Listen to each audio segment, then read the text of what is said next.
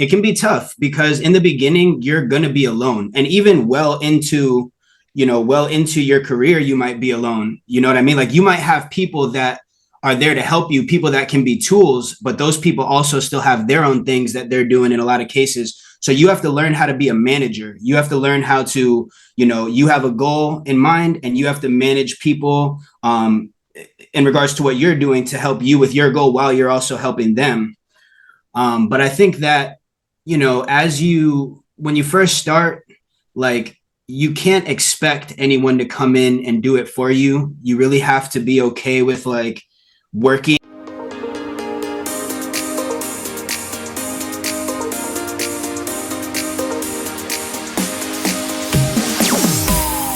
Tampa Bay, we are bringing another entrepreneur at you. It's been a while since the Gasparilla overload, so we're starting to bring back a few Tampa and Florida entrepreneurs.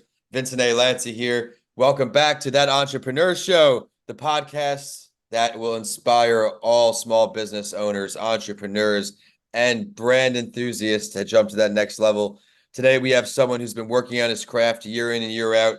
Now he's getting in the news. He's getting some shows. He's got a new single coming out in the end of March. We're going to talk about all that and more. Jesse, Don Drago, welcome to the show. Yes, thank you. Thank you for having me. Happy to be here. I'm excited to learn all about your story more than what I've seen. Everyone out there supporting other entrepreneurs goes a long way. Took note of this guy right here being really supportive. Start to support him back.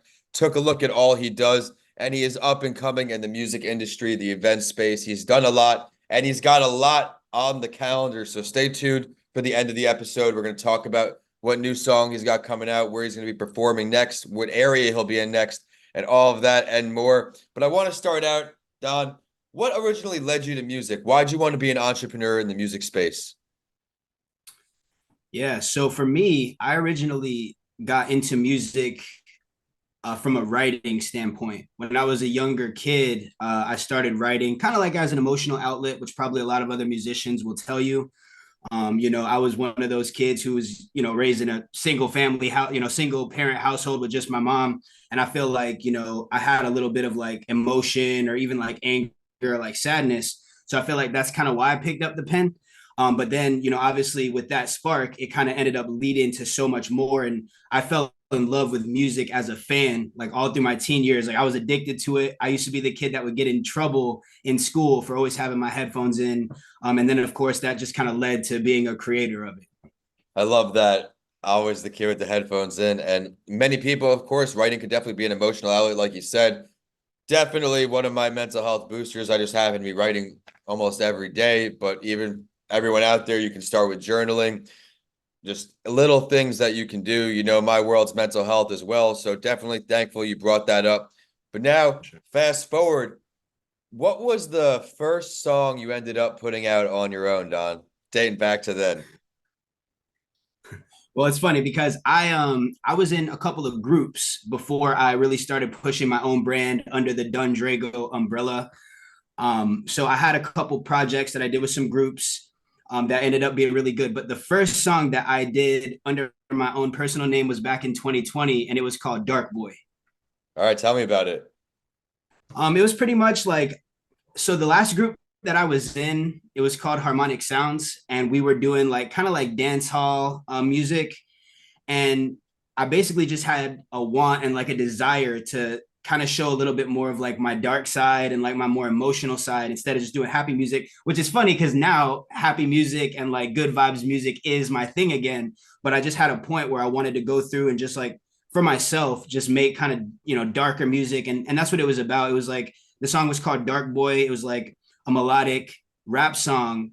But it was really just about like, having that dark side and trying to maneuver through and just trying to make it as a musician. I love how you said that there, trying to make it as a musician.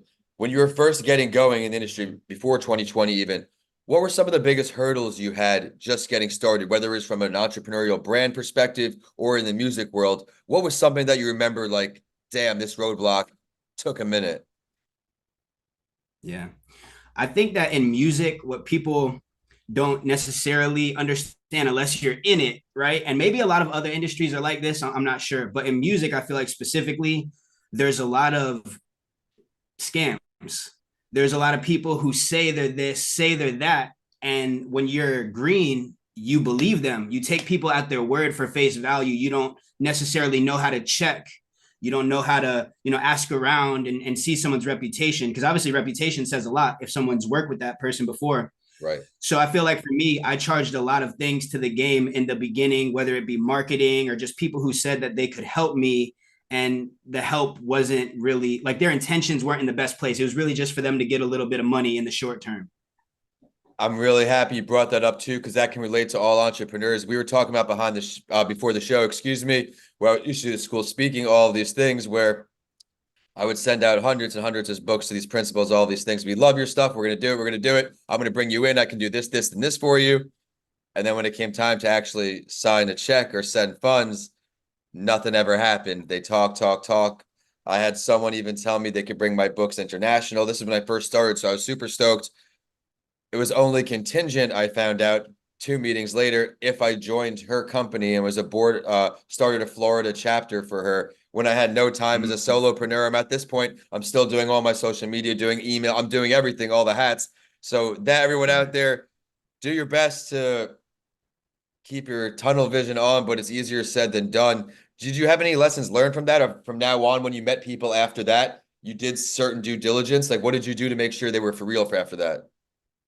Yeah, 100%. So I definitely learned through that process to really like fact check, to Google people, to make sure if someone says they work at a radio station, to actually go on that radio station's website and like make sure to find their name specifically, or LinkedIn. Basically just, yeah, I feel like I've learned to put a lot more time into researching, and I've become kind of like a detective online. But yeah, I mean, overall, I just feel like I charged a lot to the game, but with that, it definitely made me better. It made me learn like how to know people are for real. And then once you find those people that are for real and they are who they say they are, those are the people that you want to work with. And a part of that is building that support circle, that close network, those people you can rely and bounce ideas off of. You have a support system in your circle, I'm sure. What did you look for in people when you were trying to build that initial network here? Obviously, you're coming out in some success now. You're bouncing ideas off people. What are some good qualities that they have for everyone out there who may not have anybody in their corner and they don't really know where to find them? Yeah, it can be tough because in the beginning you're going to be alone, and even well into your career you might be alone. You know what I mean? Like you might have people that are there to help you, people that can be tools, but those people also still have their own things that they're doing in a lot of cases. So you have to learn how to be a manager. You have to learn how to, you have a goal in mind and you have to manage people in regards to what you're doing to help you with your goal while you're also helping them. But I think that, when you first start, like you can't expect anyone to come in and do it for you. You really have to be okay with like working. And that's the main thing that I look for when I look for people. Like, I honestly don't care how talented somebody is. I Right. really don't. Like, from a business standpoint, like, obviously, you want people you work with to be talented, but I would rather have a hard worker who's not talented, who can develop skills, than somebody who's super talented and lazy. And that's the truth. I don't know the exact quote, but we've all heard it. The hard work beats talent when the talent doesn't work hard, Yeah, something when like talent that. doesn't work hard. Yeah, yeah. And And it's you're fact, man. And you learn that when you're an employer. And that's even something that was me for a while in certain areas of my life, even in school growing up. Like, okay, I'm just going to work the hardest. I may not be the best off the bat, but that's great there. One more thing I want to touch on before diving more into music. Everyone out there, we're going to talk about his latest song coming out, where he's at next. It's not easy to manage our time as an entrepreneur. Now that you've taken this on full time, you're all in. What are some things you do to make time to dedicate yourself day in, week out to this music game, to continuing to build your craft? It's obvious you're the only one in your corner, and most of the day you have to push yourself. There's no one there doing the work for you. It's going to have to all fall on you. How do you make time for it all? Yeah, absolutely. And I obviously, of course, also have other things that I'm involved in other than music, as I'm Yeah. sure a lot of other people do as well, having multiple streams of income. But one of the things that I try to do is have deadlines. I'm not like the best person. I feel like I used to be better at like making lists and then throughout the day, you know, checking this off. And it's good to do that. I would love to get back to the habit of doing that again.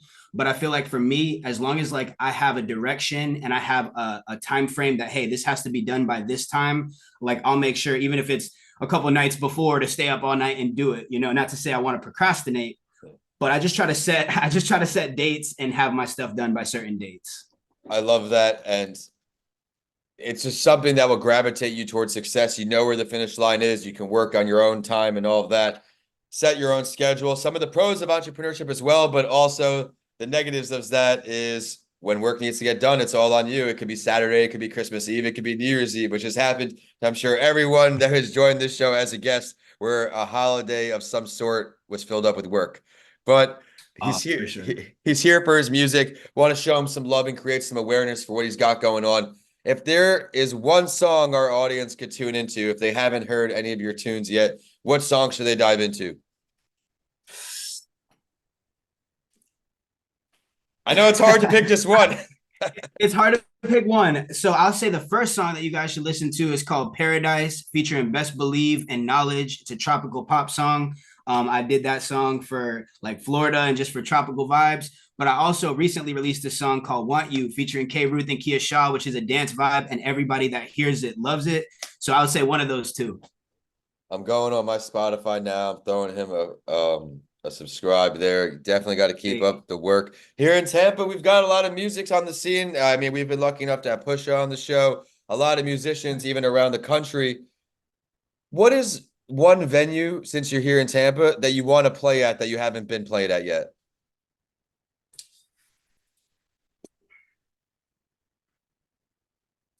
Honestly, I would like to play at the Salt Shack. We're gonna have to tag them. What tracks you do that?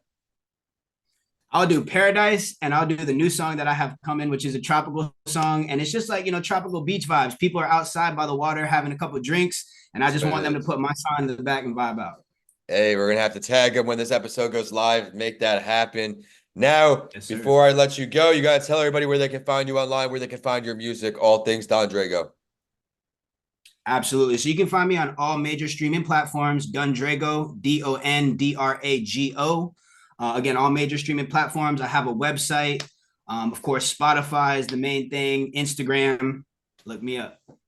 All right, everybody, be sure to go check out all he does. We are at That Entrepreneur Show, and I'm at Vincent A. Lancy. Be sure to go to YouTube and throw me a subscribe there, because video clips from this show will be coming within the weeks of its release. Definitely want to see what it's like behind the scene with us today. Be sure to reach out to Danica if you're interested in becoming a show partner or show guest at podcastbylancy@gmail.com. And the same email goes for there if you want to learn more about the full service podcast production we have here at Left for Dead Inc. With that, we are signing off this time, both of us in the Tampa area. Don Drago, thanks so much. Hey, it's been a pleasure. You have a great day. Appreciate you. Of course.